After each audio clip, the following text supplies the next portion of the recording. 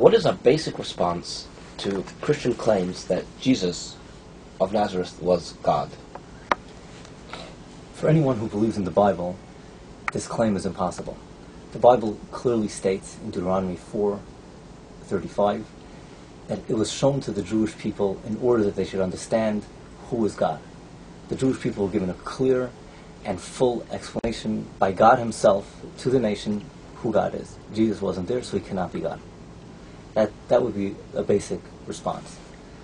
I would want to elaborate a little bit on that, and I would want to point out that Christians have a very difficult time understanding the Jewish problem with the Christian claim that Jesus is God. They believe they are monotheists. They believe in only one God. They claim the Trinity is one, and they don't appreciate what it means to a Jew to claim that Jesus is God.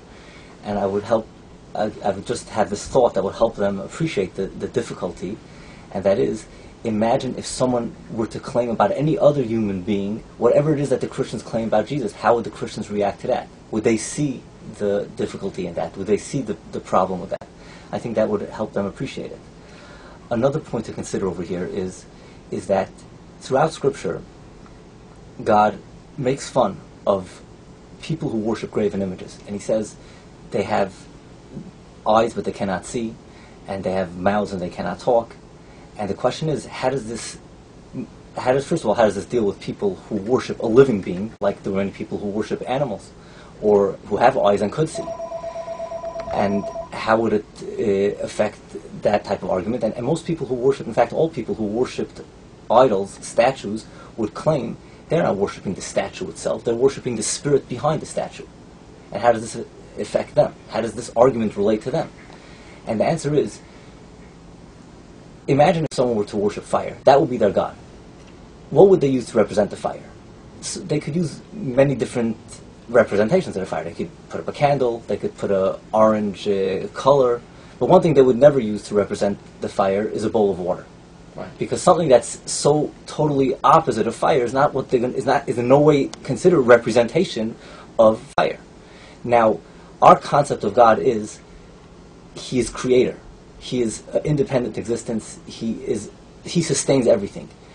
Anything that's a dependent existence, anything that is in the created world, is an opposite of God. You cannot use that to represent God. And if you're using the statue to represent whatever it is that you're worshiping, you missed the boat. That you're worshiping nothing better than a statue, because if it wouldn't have something in common with the statue, you wouldn't be using the statue to represent it. So the statue has eyes and it cannot see, and whatever your God is that you're worshiping has eyes, and as it relates to godliness, he cannot see.